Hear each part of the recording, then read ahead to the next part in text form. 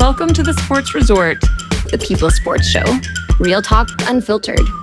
With your host, Derek Jonkins. Welcome, everybody, to another episode of the Sports Resort with D Junk. As I keep saying over and over and over, I try to give people information. I feel like I got a wealth of knowledge, and I know so many people out there in the world. I feel like if I don't give back, then I'm not doing my job. Someone always gave back to me and helped me out, so I always try to pass it along. Today we got Alex Glover, Miss Universe, Miss Athlete, Miss everything. She's selling cakes, hamburgers. She's doing videos in the WNBA on TV. I mean, she's definitely using her platform and using her resources and also using sports. Alex was a great athlete. I had the pleasure of training her early on when she was young. Her and her brothers, great family. She comes from very athletic family. Also, dad played in the NFL for 10, 9, 10, 12 years, something like that. Great mom, great people. But she's probably one of Nah, ain't no probably is. She's probably the most versatile athlete I've trained right now that's actually using sports to kind of better her on in life, which I love seeing it, man. I tell you that I don't tell you every day, but you moving around, but I follow you and I watch what you do, and man, and I love it, man. So how's everything going, Alex? It's going good. Life is crazy, never really stops. You think, after you graduate high school, it'll get quicker, but I feel like even after graduating college, it got even faster after that. Nice, nice. So how has it been? Cause you went to Magnolia High School, then you leave there, and then you go to SMU on a volleyball scholarship. How was that transition going to college? How was that like playing D1 volleyball big time at SMU? Workouts early mornings, late nights, travel. How was that? Yeah, I still think I haven't like adjusted from that fast speed. It's just like a different fast speed now. And it's so different from when you come out of high school because you never realize how much you really have to do. Like you have to amp everything up to another level because even after graduating high school, it's like the classwork gets that much harder. You have that many more responsibilities. You have to take care of your body that much more. So definitely was a transition that was pretty hard, but thankfully I graduated high school early, and that's something that I'm so glad I had the opportunity to do because it would have been so hard to come in the summer, do those summer classes and go right into a fall sport. So I'm really glad that I came in the spring and got a whole semester. So you graduated early. So you basically graduated high school right after the first semester. Just call it winter break, and then you Right. enrolled in the spring. Oh man, I didn't even know that, man. Geez, Yeah.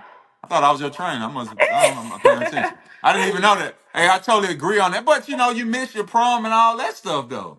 Well, I actually went to prom my junior year. So I got Oh, all that. okay. I planned accordingly. I got all that out the Okay. You way. was low Yeah. key famous. You were low key famous. You was low. Whatever. Okay. You Whatever. low famous people. They playing. Okay. Okay. Cool. Cool. Some people don't take that all in consider. Hey, that's a good thing there, and I totally agree with you. Sometimes when you transition kind of quick, it gets you that ball. And then on the flip side of it, some kids like staying in high school, finish out their senior year, so it has its apples and Pros and oranges to cons. it. Just Yeah. depends it depends where you at and what school you go to. And I mean, I can totally get graduating early, you know getting on the SMU campus. I think that's a plus, especially on the volleyball side of it. Um, it plays a lot on that. So, what position did you play, Alex? Middle. Middle my whole Middle. career. At six, what you 6'1"? No, just 6 feet. Just 6 feet. That's a Don't give short me more middle than for a what I D1, had. Six huh? foot. 6 foot. Nice and even. These girls these days are like 6'5", 6'6", straight out of high school. So I'm a little on the shorter side for a middle, but yeah. But that's where them genetics come into play. Your dad plays sports. What's your dad? 6'6", I think. If I'm not mistaken, shit in college he would football, basketball, and track, high jump. And Yeah. also, a lot of people don't notice about you. You did high jump in high school. I always tell people, especially on the volleyball side of it, people, oh, I'm too busy. Hey, you're not too busy to do something else sometime. And I think that Yeah. helped you being, we talking about only 6 foot like that shorts, but being 6 foot, versus most girls at your position of 6'5", Yeah. or 6'6" at some of these schools is crazy. And that's why I try to tell a lot of kids I train now that I get that play volleyball. And the first thing I say, what position do you play? And if they tell me middle and they only 5'8", I'm like, dude, what college are you going to middle at 5'8"? Right. I don't even the smaller schools, girls are tall. Oh, they are. They are. And these So kids are getting bigger. I don't know what's in the food these days, but they are getting bigger, stronger, faster. Like, it's crazy. yeah, so I always try to tell a lot of parents and kids, and some of them want to hear, some of them don't. Is once your kid in certain sports, certain things, especially volleyball, because I tell people that's it's pretty simple, cut and dry. You know, as you get older, make sure they doing every little position in a way. Don't get boxed in because if they don't grow, right, the parent is 2 foot and the dad 2 foot. I mean, the mom, right? I mean, I just call a spade a spade. I go to tournaments and I see the kids, or the kids come to me to train, and I'm like, dude. You're playing middle at 5'6". Your dad is 5'7". Right. Mom 5'5". It's gonna be unless you go to church every day and pray, it's gonna be hard to get to 6 foot. So let's work Right. on some quickness and that agility. That way you can move around from different positions. In college, now if you want to play college coaches can say, know what? They're playing out of position, but they're so athletic they can do anything, right? Right. Especially early on because they normally rotate them Yeah. different positions on that. So, but do you come across that? You know, you play volleyball. Do you and you still a fan of it? You still love it? Do you ever give people advice on that? You know, somebody reach out and say, "Hey, my daughter want to play D1." Yeah, I think especially since building a platform, a lot of people do feel like they have more access to me. So I try to always answer my DMs and stuff, especially from parents of younger children who are starting to play volleyball. And a lot of them will ask, like, hey, my daughter is 5'6", maybe in the sixth grade. She's playing middle. And even a lot of younger girls will come to me and say, like, hey, this is how tall I am. How do I either improve my vertical or should I change positions? And I always tell them, straight from the jump, if you don't think that you're going to be extremely tall, I think the hard part is when you're growing up, a lot of us want to be hitters because those are the people who get, the praise and all that stuff. So that's pretty normal that everyone wants to be a hitter, not specifically a middle, but like outsides, they get all the action, they get the majority of the ball. So that's what everybody wants to do. Nobody wants to be a DS or a libero. That's a little bit of more like the dirty work, technical. But I always, always, always recommend if they are on the shorter side to start training back row, even if it is, hey, you can still be a hitter right now, but like play back row too, play 6 rotations so you can start getting the reps back row. Because a lot of times when you get to college, even I've seen at SMU, some girls will come in as outsides and they will fully transition them to back row defensive players by the end of their career, just because maybe they weren't tall enough and they weren't like there was just a physicality point that just wasn't being met, especially against, now being in the ACC, all the other girls on the other side are huge. They're strong. Everybody's athletic at this point. It's only so much that your height can really give and Correct. take. Yeah. Correct. And I totally agree with you on that. And don't get me wrong, you have some one-offs. I mean, I had Carly Rose, who was, I don't know, Carly, 5'7", Yeah. maybe, if Yeah. that. She's But tiny. But Carly freaking vertical was freaking 10-6. Like the girl, Mm. and I got video proof of that. If anybody ever want to follow, I mean, the girl touched vertical is crazy. So she can play any position on the court. Right. And which is, in my whole life, I've never trained nobody like that in my life. That's short, but can play any position. And that's Right. why she went on at LSU and had a hell of a career and started as a freshman. And I think she was SEC freshman of the year, if I'm not mistaken. Yeah. Yeah. And then She's you got insane. Kennedy Smith, who was 5'7" ish, 5'8", played outside, but I mean the girl was built like a linebacker, jump out the gym. And then you had yourself, who's super athletic and jump, so y'all can transition. You do get one off. Those are three people I'm naming. You, her, out of freaking a million people that can actually play that. But when you are prepared and when you go to college and you can move around, it helps you out. Because mentally, if you get stuck in one position, and that's all you think you can do, it's just not gonna work. It's Yeah. just not gonna work. So as you got there, SMU, how many years you played there? 4, 5? 5. With COVID, I got confused. 5. Yeah. 5 So full you played years. 5. Yeah. How did your body hold up in college with all the working out, the jumping, the years of playing club volleyball, little league, just doing and playing 5 years? How did your body hold up in college? I think at first, honestly, it came in waves. I always had patellar tendonitis in my knees, and it was really bad when I first got to college. I think just the difference in like the constant weight training every single day, as well as like, Hey, say that again because that's what I try to tell everybody I'm around train or just giving advice if you don't. I'm like, yeah, you think you working out now, but once you get to college, Yeah. they don't even care. You got a game, we got to work out. It's Right. 24/7, 3. It kind of elaborate on that a little bit. Yeah, so basically weight training every single day, even when you're flying, like on the road, you'll probably weight train before you get on the plane.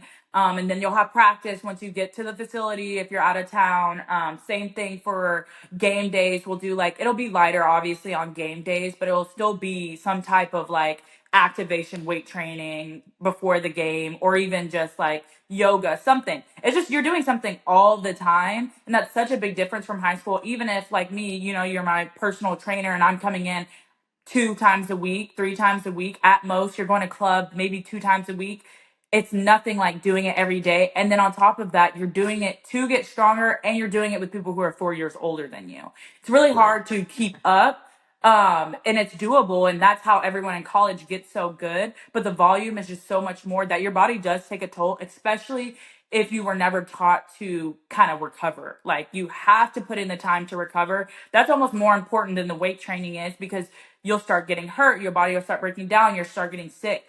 And I found myself getting sick a lot when I first got to college. Yes, I knew like you can do Normatec, ice bath, but you always like need to do more, I felt like. And I kind of caught on to that once I started getting to be a senior and a fifth year, because literally I couldn't keep up. My knees were hurting. I started to get tears in my patellar tendonitis. So I was like, the only way I'm going to be able to play is if I come in for recovery every day. So I started to do that. We did some injections and now I don't have any pain, but it definitely was a struggle. And I think it's different for everybody. I think, as a freshman, everyone's jumpy. They're like, yeah, you got this. But those years will catch up to you when you're trying to keep up. Yes, while you're a senior, you're stronger and you're more physical and your body is there. But like, you got to keep up with those freshmen who are fresh and coming up. They're just out of high school. They're excited. They're ready. And their bodies are 4 years younger than you. So it definitely comes in waves. I definitely say when you that recovery, I always tell kids that the recovery has to match the training. You can't train, and you don't recover. Right. Even at my old age these days, I try to just go work out, but hey, I make sure I stretch. I do cold tub, which sucks sometimes. Oh my Awful. God. It never gets Awful. better. It never Never. gets. I do it every day and I'm like, God, this is Yeah. cold. But I know I have to do that to keep my body going, right? And things like that. So, boom, you go there, have a great career. What did you get your degree in? So I double majored Oh, for nerd, undergrad. nerd alert, nerd alert, Nerd nerd alert Chris. coming You got to up. put one of them nerd alerts on there. Nerd alert! I double majored in data science and engineering management and information systems. So that's what I Okay, did hey, for my. listen, people. She did not get no popcorn degree. That that just sounds fancy. That's a lot right there. Hey, that's above my pay grade. It, Hey, it it was definitely difficult. That's one of the reasons why I chose SMU, is because I knew I wanted to do engineering, and not a lot of programs were gonna let me play volleyball and do engineering, but SMU was, as well as double major. So my parents were like, "You need to get as much as you can while you're there." Then COVID came along, so I was able to get my master's. I did business management. she got a master's too. This girl is super smart. God I was dang. able to milk everything out of it. I feel like I came just at the right time and got out just at the right time to get that Man, extra that's year. that's real. You said that, and I'm gonna kind of backtrack you a little bit. That's why I always try to tell a lot of parents you cannot let your kid go to school. Right? For example, SMU. I don't know how much it costs to go there, but you on full scholarships, 80 grand a year or something to go there, or Yeah, something it's crazy. it's a little above 80 grand now. Yeah, so your kid gonna go get a 80. Oh my God, that's a lot. 80,000 year degree. 80 times four. My brain is fried, but that's a lot of money. Five. You was 5 years, right? And you don't want them to come out of there with a degree that's gonna actually pay them something. You cannot. I tell parents every day, you cannot let your kids get a full scholarship, or not even a scholarship. Go to college and get a popcorn degree that's not gonna pay them nothing after they graduate if they want to use that degree. I tell people that every day, pick a major that you're going to definitely, for example, and we live in a time now where there's no guessing, right? You can Google top 10 paying jobs, right? Right, And pick one, right?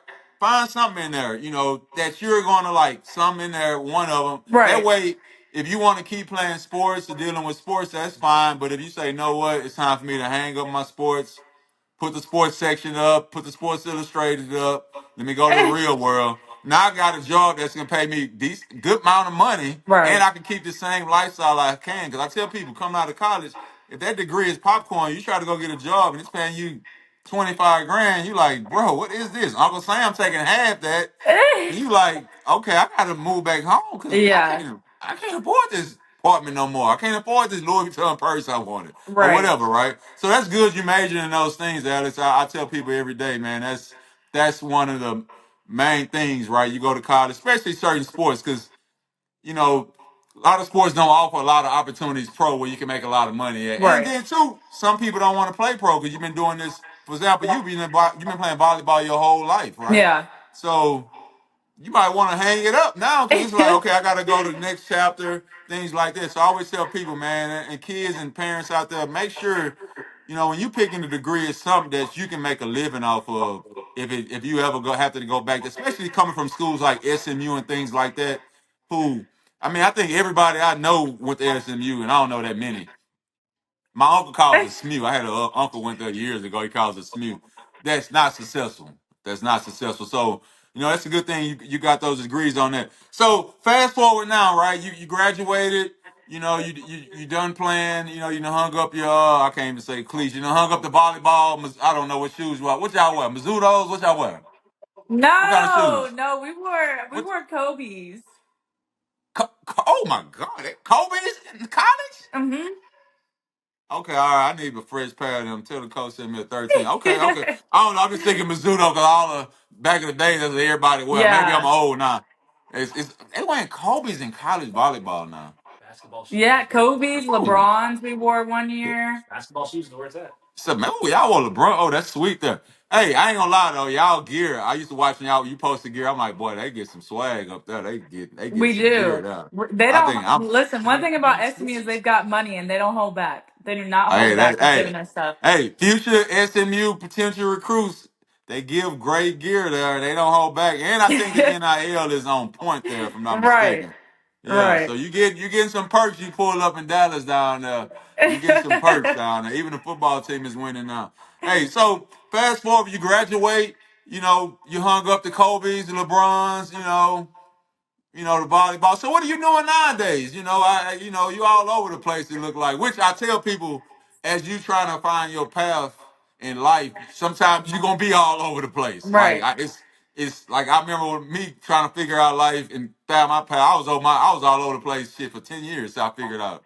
So what are you doing now? Yeah, so working in sports media, which is like so many things in one, but like I do a lot of color analyst work for the volleyball team now, which I love, alongside like a play-by-play reporter. So I just started doing that. I'm really liking it, as well as I'm working as an NIL advisor for the volleyball team and the women's basketball team, which I really love, just helping them on their personal brand and just being like kind of their right-hand man when it comes to reviewing contracts, how to negotiate, just the baseline that there really is nowhere for the athletes to learn about it.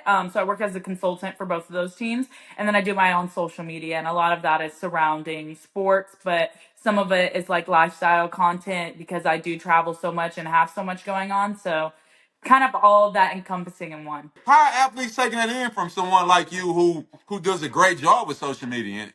Yeah, I think it's going well. It's definitely a lot of hard work. I think that because they saw me on their side as a friend, and as a teammate, they didn't realize how much goes behind it, when I was doing it. So now seeing the other side of it, of me telling them like, hey, you have to stay on top of this. You have to like put in the hard work to get it, because it's only like 1% of, I would say, college athletes that are getting NIL deals because they are, that star Hey, face say of that the again. angel Say read. that again. 1%. Yeah. 1%. So I tell people that every day, bro. You're not that guy or girl, that dog, a wolf. I call them wolves. Wolves eat anything. You're not getting no money, man. Like, but it's 1%, y'all. You hear that again? Less than 1% are really getting that NIL money, everyone. So put that in perspective, all right? Yeah. But if you want to get that money, put the You work can in, you work. can. Yeah, Yeah. you can work. And I think that's something that I've preached to them and shown them. If they do want to do it, this is how you have to do it and you have to put in the work.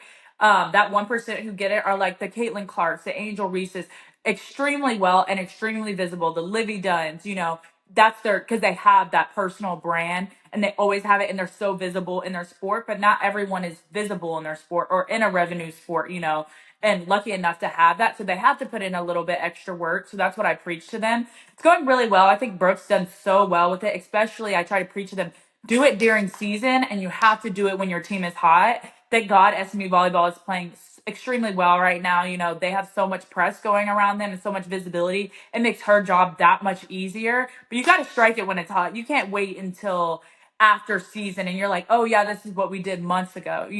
So kind of working with them on that basis. So then when basketball season comes up, it'll be the same thing for those girls that I'm helping. Like, hey, when you're doing well, when the team is doing well, you got to strike hot. That's when you have to work even harder. Yes, I know that practice is taking up a lot of your time in games and travel, but it's what you have to do if you want to get something out of it. And if you want to build that personal brand that'll take you after college to where you will have a little bit of flexibility to kind of do with it what you want to do with it. Yeah, hey, I totally agree on that. I honestly, until you just said SMU had girls basketball, I didn't even know. I'll tell you the truth. I swear I didn't even know. I knew they had boys, but hey, I do. I'm betting a lot of people didn't know because I never seen it. So I'm glad you put that out there because I'm just being honest with you. I didn't even know they had girls basketball. Yeah. Like, which is I knew volleyball because y'all and the volleyball team does a great job of promoting. But I'm glad you got there because I tell people now is the days of sitting at home watching TV all day. A lot of people don't do now. They Right. following podcasts, they following people, they watching on these certain things. So the platforms are out there to do that. And if you have someone that's trying to help you, especially someone like you or others who set an example, it's great for them. And then too, Yeah. they gonna all take it in real quick. So I think SMU volleyball just I don't know if the volleyball Brooke or someone just posted one that was showing where they was, and I watched it. I The watched it gym. all, showing like this game, this stadium. It was a Yeah. stadium one, which was Yeah. cool, right? Yeah. It She was just started showing, a new series. She's gonna be like her and some of the team are gonna be rating every single gym that they play in this year. So, yeah, and I think it's super interesting because also, I played at SMU last year. They weren't in the ACC, so these are all new stadiums. So I'm like, wait, yeah, this is interesting for me too. Like, I want to see what it looks like in there and the environment. So, yeah, that's yeah. gonna Hey, that was pretty cool because there was some. I think one girl was like, "Oh, I give it a 4. It reminds me of a high school gym," and be. then somebody was like, "I give it an 8. They got a lot of lightning here." What's some gym? But that was cool and interesting. I watched the whole thing, and I'm like, man, I'm sitting here watching them. Yeah. But that's kind of cool. So I seen something you was doing some of the WNBA. What was that about? I saw you was at a game or Yeah, so I'm part of a cohort. It's like a group. It's called Rising Media Stars, and it's founded by LaChina Robinson, which is like the GOAT of all sports reporting, WNBA. So she has this program where she brings 5 people through each year, and she brings us to all different types of events, and we cover them as sideline reporters, hosts, and we just like get the reps, which is so important, especially, and it's only for women of color, which is amazing to give back. Like that's her like her giving back and how she feels fulfilled, and that's something that I can hope to do one day. But I don't have the experience, obviously not having the background in journalism or sports reporting in college. So now I get to go to the WNBA games. We're going to be doing an NBA game, an NFL game. Like last year they went to the WNBA draft and got to do interviews. So it just gives us that experience that a lot of us don't really get, especially this young being in the field of sports media. hey, that's good. I think you actually kill that because for one, sports. You're tall, so you're gonna bring a presence, right? Right. And you're nice looking. So I always tell people you put those things in combination together and smart. It just goes. And you're doing a great thing. I tell people, man, you got to get out there and network and move around.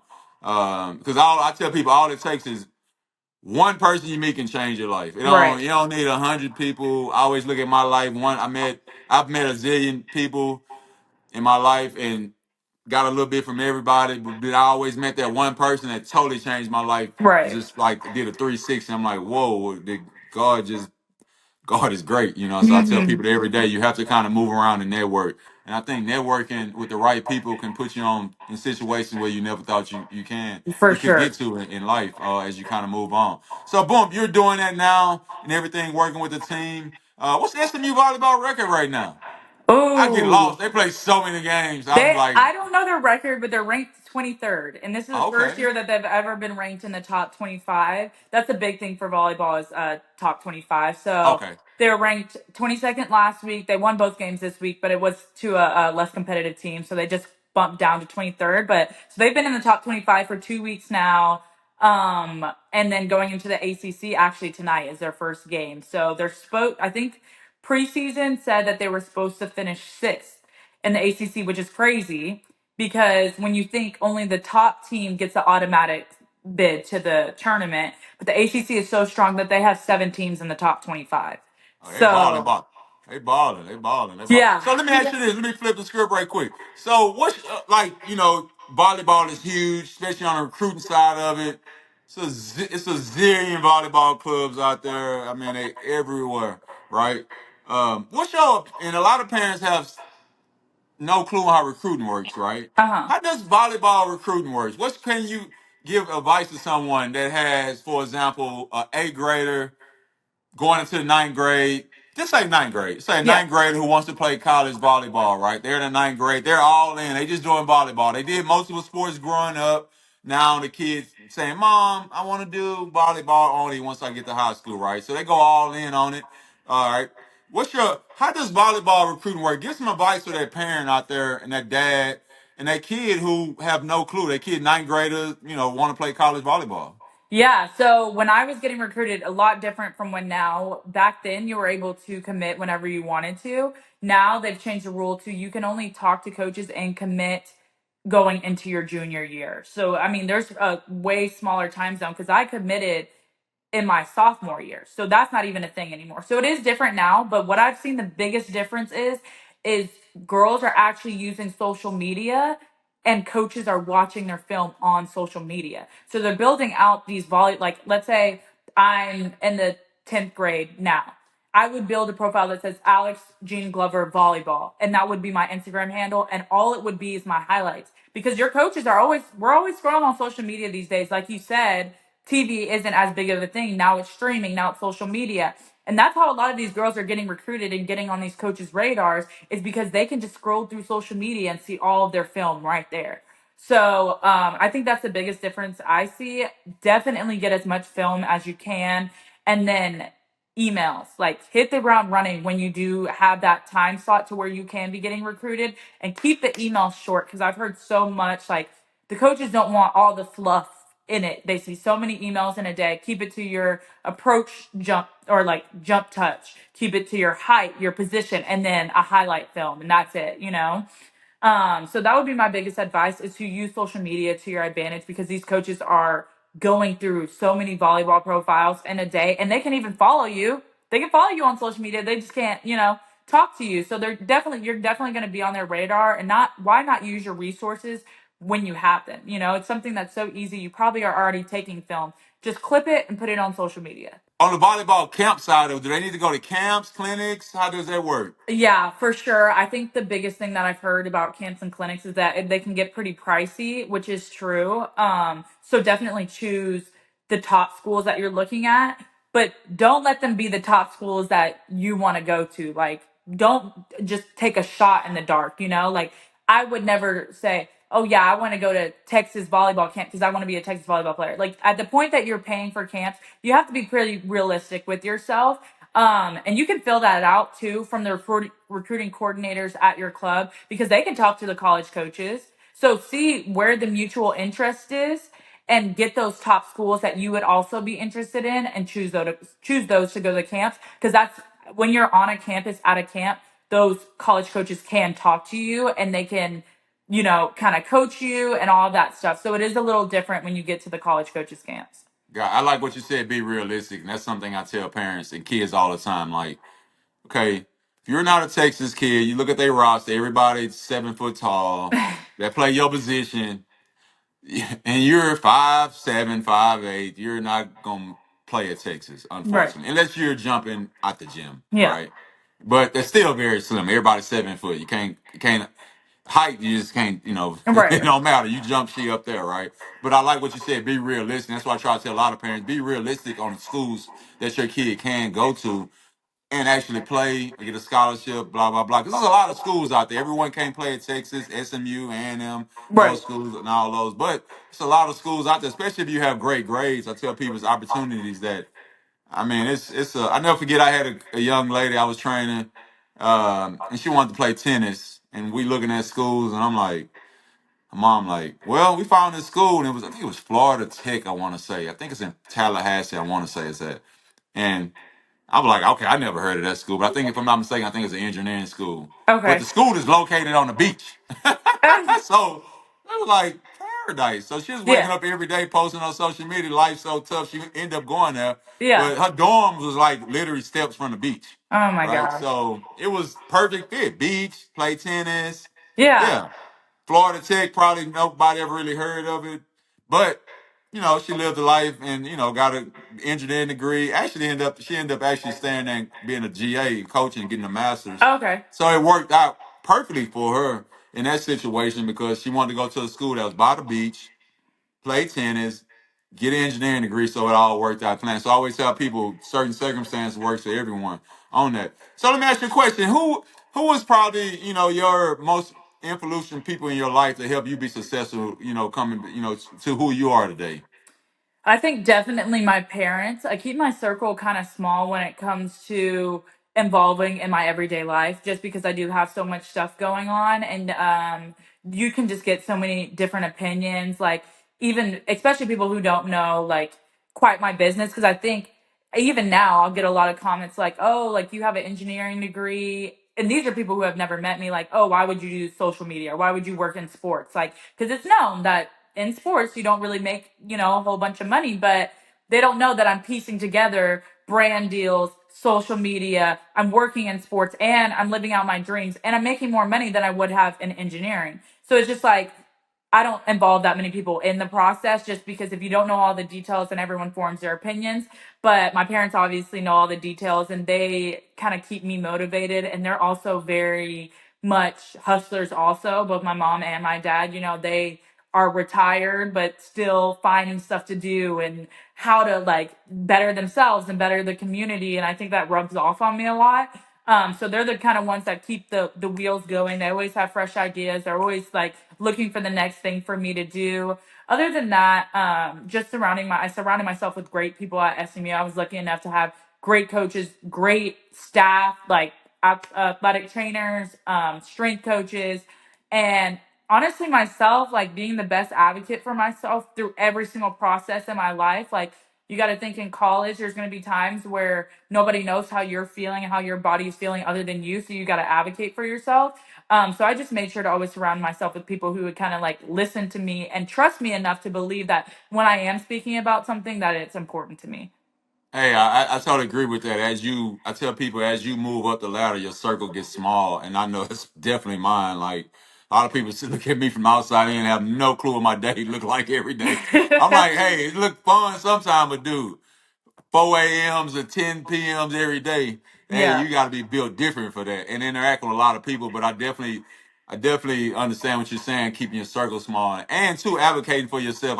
I was telling the kid yesterday I was training like, look at like mirrors in a gym for you. Look at yourself and feel confident. Like that's what they put them in here for you to be like, I got muscles. Look Right. at me. Like don't work out and look at the ground. Like have Yeah. confidence in yourself because you got to be your advocate for yourself. Nobody's gonna tell your story or like you are, right? Nobody's Yeah. gonna put the work in. You know what you do every day if you want to be great. Can't validation I always say starts with yourself, not someone else. You don't need someone else about it. It's cool with somebody toot your horn for you. You can like, Right. hey, they're a great person, but you gotta have that inside of you as you trying to be successful. I always tell people it's less than 1% of people in this world that's really successful out there. So there's unicorns out there. So you're not an advocate for yourself and it's gonna be hard to kind of make it on that. But I Right. appreciate having you on, Alex. Man, keep pushing yourself, man. You're definitely an example for a lot of young girls out there and guys. I tell people every day, it don't matter. You can learn stuff from anybody. You're an example for people, man. Every day, even for me, you give me inspiration. I look at you, I'm like, golly, man, Alex making these videos. I need to get back on it. Yeah, you So, but do. keep, man. You're inspiration for a lot of people out there, man. And you went to school, got your degree, engineer, double major, master's degree. How old are you now, Alex? 24? 23. Oh my God, you 23 years old. God. Give me a clap in the Don't background, make me something. older than I already am. I already feel like I'm getting there. Nah, man, but you're an example, man, for so many people out there, man. And as you know, I always look at it as my girls grow up. You know, I always try to show them people like, hey, this can be someday. Be you. Look at this great example of how she carries herself. How she's a go getter, a hustler, moving around, networking. I think that's powerful, especially African American girls, black girls. I think they need to see that. Unfortunately, African American black, we're less than 12% of the population of the United States. Actually, I think we're 11% now. People don't even know that. All right, Wow. so you have, I'm not mistaken, of whatever, 400 million people live in the United States. We only 11% of that.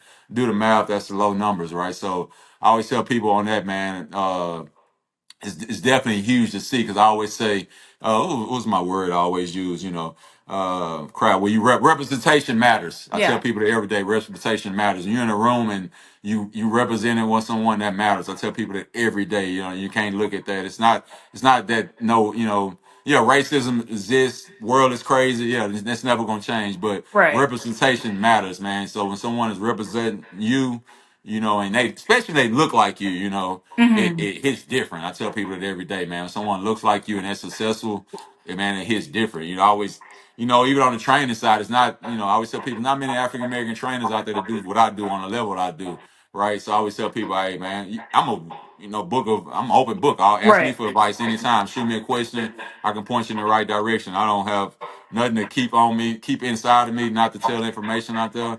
I always say, do good by people, treat people good. Um, and think good things will come to you. I always look at that. That's why I always tell people. People say, "Yo, advertise." I'm like, nah, man.